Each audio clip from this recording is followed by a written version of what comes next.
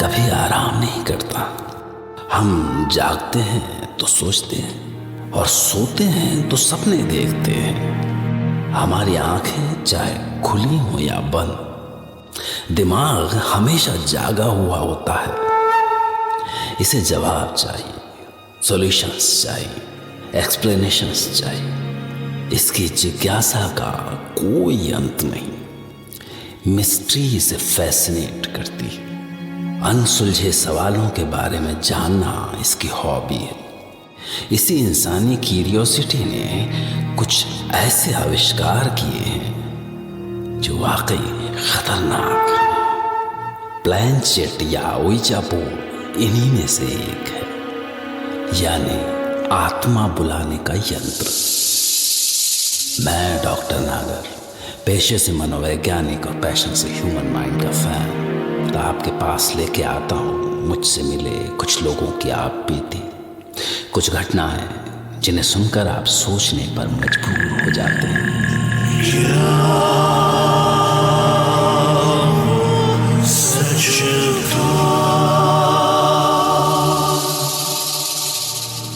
आज हम सुनेंगे कोलकाता में रहने वाली बानी चैटर्जी और उनके दोस्तों की आप बीती। आई डोंट नो, मुझे पता नहीं कि ये कहानी मुझे बतानी चाहिए या नहीं। हम सारे दोस्तों ने वादा किया था कि चाहे जो भी हो जाए, इसका जिक्र हम किसी से नहीं करेंगे, क्योंकि उस दिन जो भी हुआ हम कभी भूल नहीं सकते। ये बात है 15 जुलाई 2009 की। प्रिया का बर्थडे था। हम सब उसके घर पर पार्टी कर रहे थे। बाकी सारे लोग जा चुके थे। हम सिर्फ 5 बेस्ट फ्रेंड्स बचे थे। सुमित था, प्रीति, अभिनव, प्रिया और मैं। हमारा रात भर पार्टी करने का प्लान था। Cheers! आज कोई घर नहीं जाएगा, ओके? अरे अपनी प्रिया का 19th बर्थडे है यार, आज पूरी रात पार्टी करेंगे। हाँ, पर आज रात कुछ एक्साइटिंग करते हैं। वो रोड ट्रिप्स और नाइट आउट से बोर हो गई हूँ मैं। कितनी डिमांडिंग है यार तू Preeti. Shut up, okay? No, I agree. कुछ एक्साइटिंग करते हैं यार। रोज थोड़ी ना चांस मिलता है पूरी रात घर से बाहर रहने का। अच्छा बानी, तू ही सजेस्ट कर फिर। मैं? एक सेकंड, जिसका बर्थडे है उसको तो पूछ लो। ओहो सॉरी प्रिया जी, आज आपकी रात है। हम वही करेंगे जो आप बोलेंगी, तो फरमाइए। हाँ, ये तो सही कहा। चल तू बता। गुड। अच्छा लिसन, मेरे पास एक अमेजिंग आइडिया है, पर जिन्हें डर लगता है उनके लिए नहीं है, ओके? लो सुन लो, ओए बर्थडे गर्ल, हम में सबसे ज्यादा डरपोक तो तू ही है। छोड़, कोई बात नहीं, अब बता भी। अच्छा सुनो, मेरे पास दादी का पुराना आत्मा बुलाने वाला बोर्ड पड़ा है। दादी काफी किस्से सुनाती थी। कहती थी कि आत्माएं आती है और तुम उनसे कुछ भी पूछ सकते हो। सोच सुमित, तुझे पता चल जाएगा कि तेरी गर्लफ्रेंड कब बनेगी। हम सब काफ़ी एक्साइटेड थे।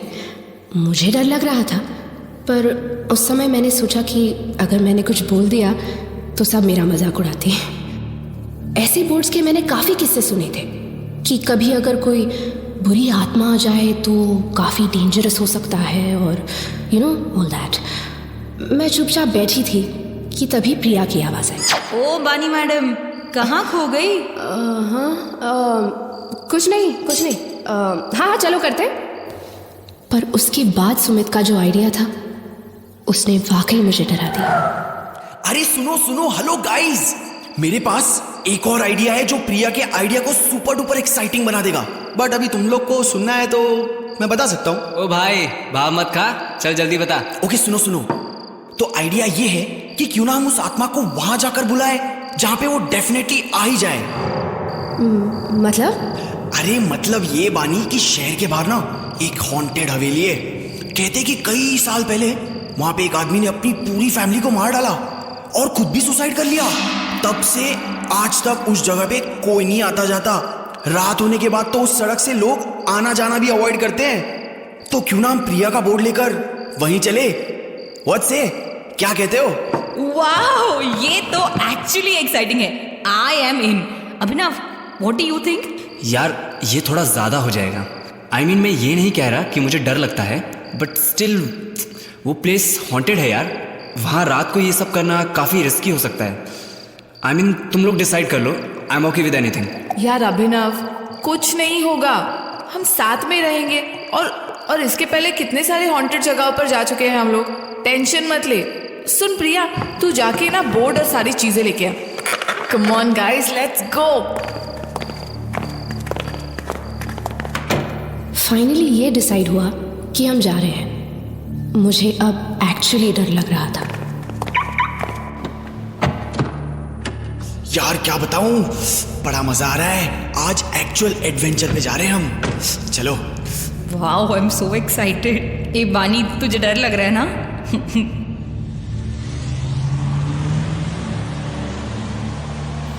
हम सब उस रात हवेली पे पहुंच गए। उस रात पूरा चांद था। यू नो, मूनलाइट में हवेली काफ़ी डरावनी लग रही थी। वहाँ काफ़ी टाइम से कोई नहीं आया था। उसके गेट पे लिखा हुआ था डू नॉट एंटर, उसका बोर्ड था। किसी तरह हम दीवार फांद कर अंदर पहुंचे।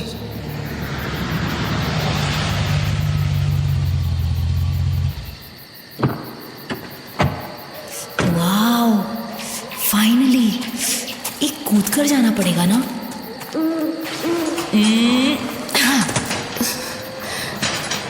It looks quite scary, guys. Sumit, एक टॉर्च जलाना, कुछ भी नहीं दिख रहा है। एक सेकेंड, मैं दरवाजा खोलता हूँ, तुम लोग कैंडल्स जलाओ। हवेली पुरानी थी। अंदर जाते ही सीढ़ियाँ थी। हम उनसे ऊपर एक हॉल में पहुँचे।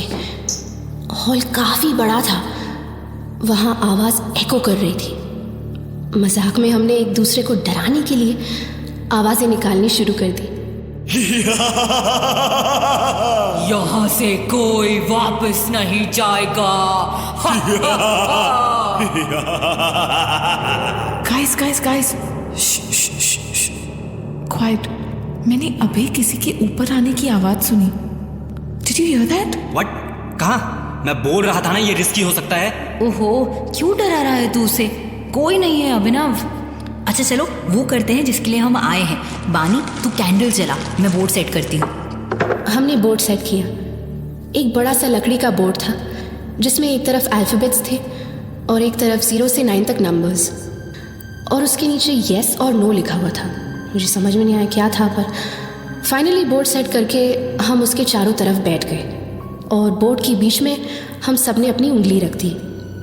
प्रिया कुछ मन में ही बोलने लगी। कुछ समझ में नहीं आया, पर अचानक से हवाएं तेज़ होने लगी, कैंडल्स बुझने लगी और अजीब सी आवाज़ें आने लगी।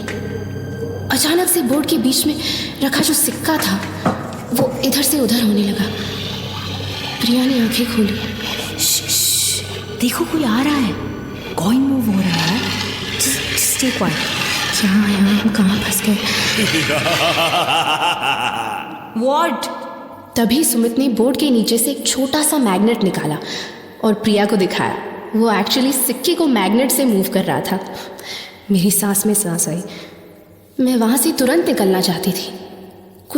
कुछ तो अजीब था और मुझे बहुत डर भी लग रहा था। सुमित, ये क्या है? This is not a joke, okay?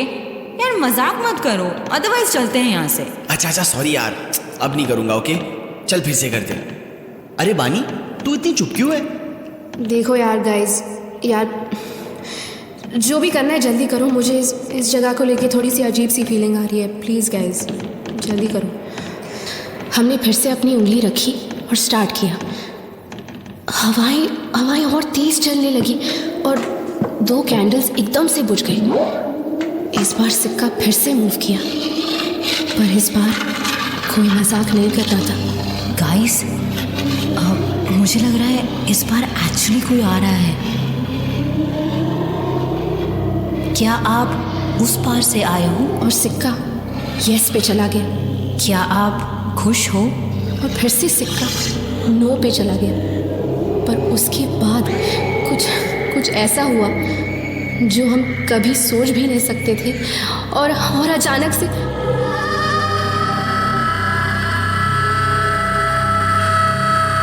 Can you here that? कुछ सुना तुमने? किसी बच्चे की रोने की आवाज नहीं है? ये कौन है यार? अबे ये क्या है? गाइस, हम रो रहे हैं, हमें ने मार डाला। और अब तुम्हें हमने मुड़ के देखा तो 3 बच्चे खड़े थे जिनके गले पर कटने के निशान थे और उनके बगल में एक औरत थी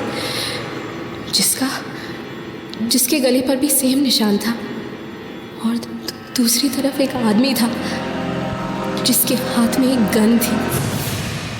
हमारी हालत तो ख़राब हो गई। हमने सुना था कि भूत होते हैं पर ऐसा कभी नहीं देखा था। बहुत ही अजीब से फिगर्स थे वो, हवा के बने हुए थे और उनके आर पार देख सकते थे। वो हमारी तरफ बढ़ने लगे और हवा तेज होने लगी। हमने एक दूसरे का हाथ पकड़ लिया। अचानक सारी कैंडल्स बुझ गई पर फिर भी उनकी चमकती हुई आंखें दिख रही थी। हमने एक दूसरे का हाथ कस के पकड़ लिया। अबे भागो! क्या हो रहा है? गाइस जल्दी भागो, क्या कर रहे हो? Preeti come on, fast fast fast fast.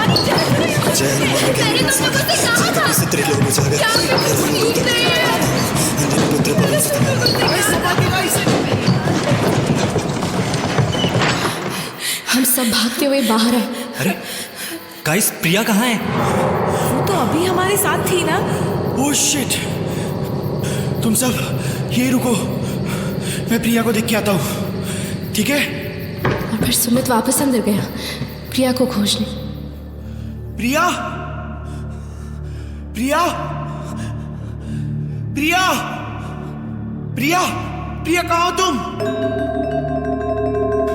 Oh shit! ये तो बेहोश हो गई है। प्रिया उठो! प्रिया!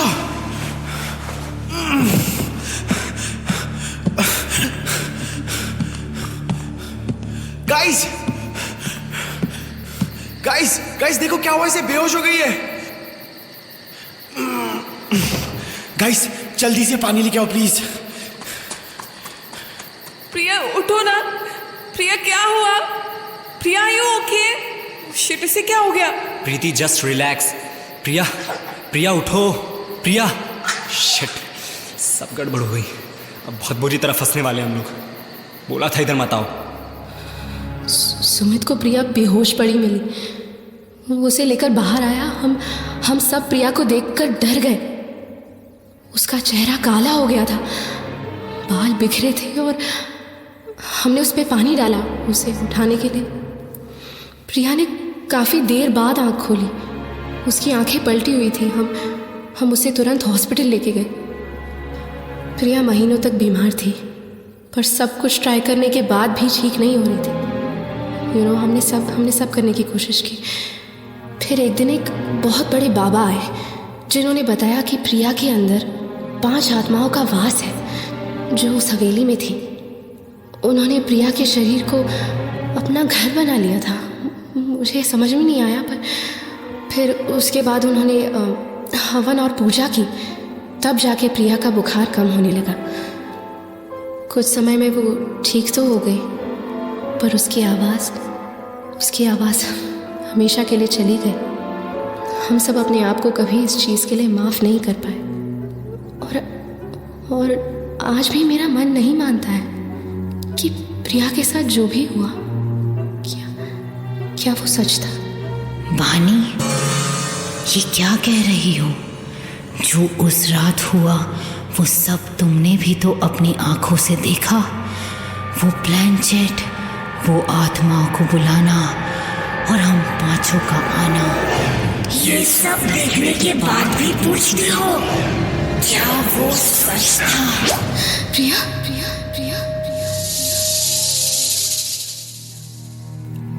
कभी कभी हमारी एक छोटी सी गलती कितना बड़ा नुकसान कर सकती है। प्रिया के साथ जो हुआ वो वाकई भयानक और दर्दनाक है। कुछ चीजें हमारे सामने होती हैं और हम विश्वास नहीं कर पाते।